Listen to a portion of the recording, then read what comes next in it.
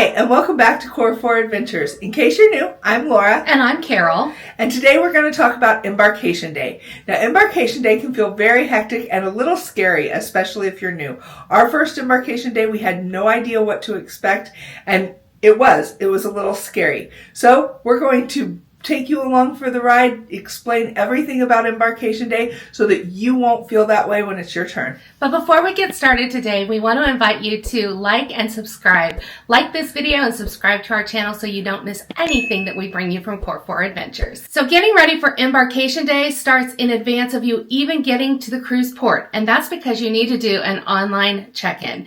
Every cruise line does this a little bit differently, so check their website or their cruise app.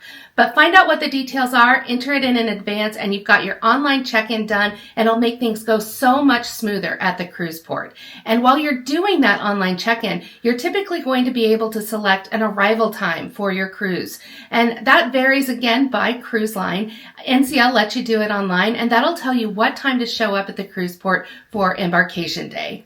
And of course, the other thing you need to worry about before Embarkation Day is to make sure all of your travel documents are in order. We like to print out our confirmation and put all of our travel documents in one set folder so that it's easy for us to find on Embarkation Day. And the other thing you need to worry about printing out ahead of time is your cruise tags. Now, cruise tags are something that every cruise line is going to ask you to print out and attach to your luggage. You don't have to get a cruise tag holder for this, but we highly recommend it because if your cruise tags get ripped off, it's really hard for them to figure out whose luggage is whose, and you don't want to have a delay of that or not get your luggage at all. We have cruise tag holders in our description box that you can hit the link and get them on Amazon. Another thing to consider is your carry-on bag on Embarkation Day. Now, most of your luggage is going to be checked at the porter, and they're going to deliver that straight to your cabin, but you can keep a bag with you for those first day essentials. Some of the things that we recommend that you pack in there is if you're going to go to the pool,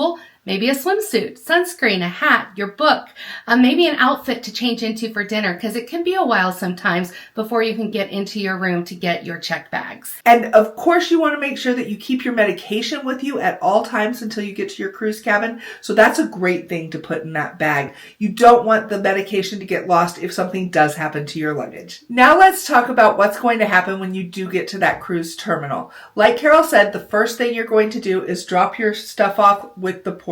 All of your main checked bags are going to go to the porter, and don't forget to bring a couple dollars per bag to tip that porter. They're not part of the cruise line employees, and so that tip that you do every day with your cruise line doesn't cover them at all.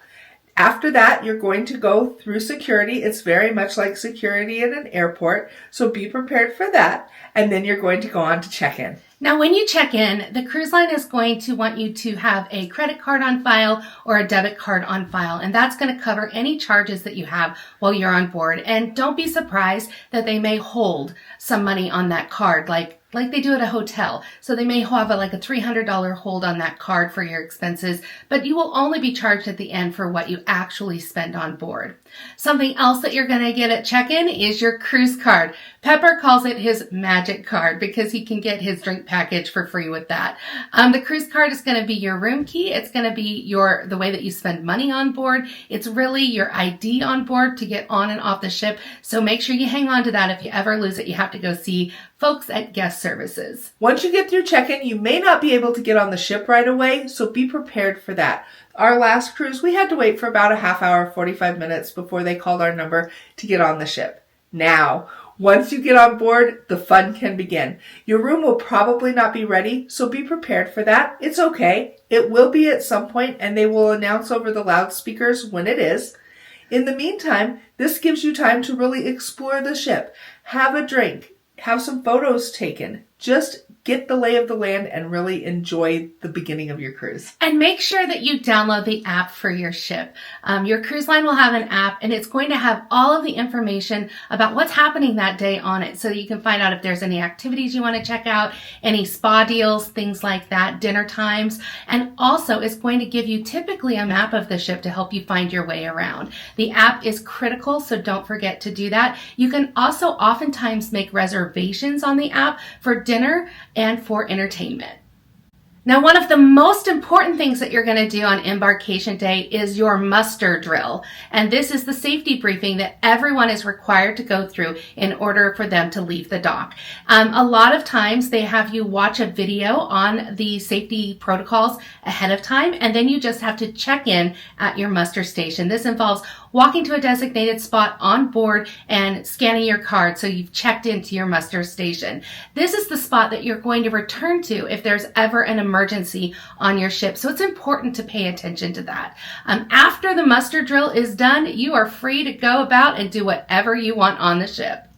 And we highly recommend that immediately after you do your muster station, you go and book any reservations you didn't get booked ahead of time. Now's the moment. Those reservations are going to fill up quickly and you might not get the things you want. There will be a place for reservations for dining and for entertainment on any ship that you're on. Go get in line and get it taken care of. Now, like Carol said, there's a lot of them that you can do it on the app. And if you've already gotten everything that you want to do on the ship, you can skip this point. But if not, get it done now. Don't wait. I like it because once you get it done, on day one, you can just relax and just enjoy the rest of your trip because you've got all of the logistics figured out. And if you want to make any changes to something that you previously reserved, you can do that on day one as well. All right, on Embarkation Day, you've made it through security, you've gone through check-in, you've done your muster drill, and you've taken care of all of your reservations.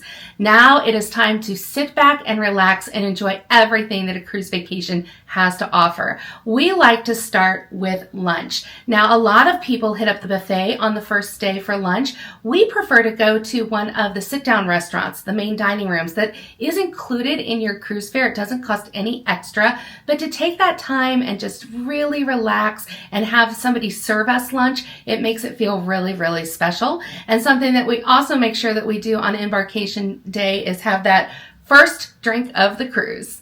So for us, towards the end of lunch on every one of the cruises we've been on, they've announced that our room was ready. So right after lunch, we just headed right to our room. It may take a little longer than that for you, but keep in mind that they will get you into your room very early in the afternoon, and that's a great time to go check everything out.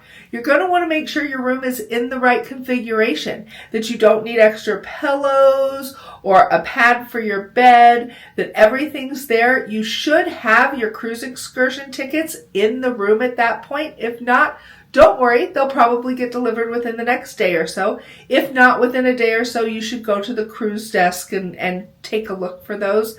But introduce yourself to your room steward. You can leave your carry-on in the room and just get a good feel for your cabin and where you're going to be for the trip.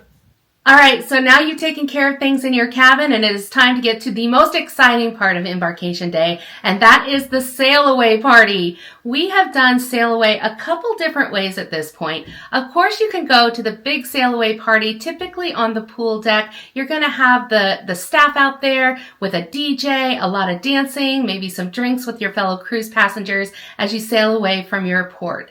That's always a good time. We've also done sail away from like an observation lounge, which is a little bit more low-key, but still really great.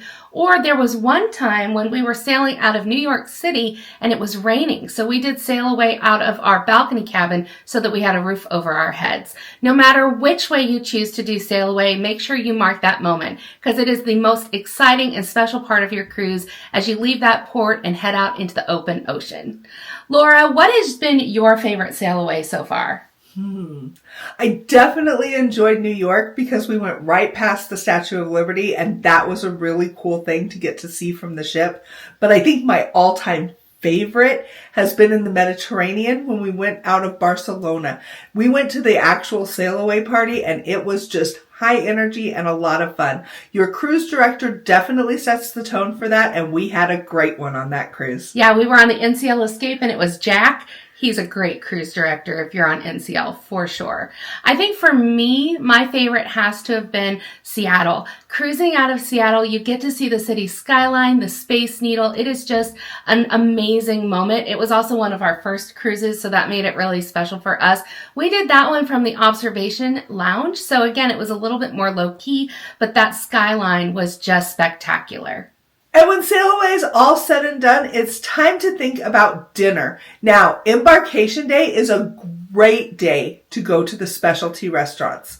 Especially on NCL, when you get specialty dining credits with your More at Sea, we like to hit a specialty restaurant on the first day. It makes it feel special and different, and that buffet is going to be over full that day, so you're not going to have to deal with the big crowds. And now let's talk about a few things you're going to want to watch out on Embarkation Day. First of all, my best advice to you is cruising is a marathon, not a sprint. We've seen so many people overindulge on the alcoholic beverages on Embarkation Day, and then they're feeling sick that evening or the next morning, and it can kind of ruin a couple days of your cruise. So have fun, but kind of pace yourself because it's going to be a long night. I know you're excited, but you've got a whole cruise length, whether it's a 3-day cruise to a 7 or a 9-day cruise. Just take it easy on the first day. Another thing to watch out on the first day is getting sunburned. So if you're out on that pool deck and you don't remember to bring your sunscreen, try to stay in the shade because nobody wants to get a sunburn on the very first day because, again, that can ruin the rest of your cruise. Yeah, I didn't do it on Embarkation Day, but on our first port, on the very first cruise we went on, I forgot to put sunscreen on my face and it was burned for the entire rest of the cruise. So just a few things to watch out for. To wrap things up, don't be afraid of Embarkation Day. It's all part of the process. It can be very mystifying at first, but once you've done it the first time, you'll know that it's no big deal. Yeah, and if you have any tips for Embarkation Day that we didn't mention today, we'd like to invite you to drop a comment in the comment box below so that you can share out with others on what to expect. And of course, we'd love for you to like this video and subscribe to our channel with the notification bell on so you don't miss any of our content. Thank you so much for watching today. We will catch you next time on Core 4 Adventures. Bye. Bye.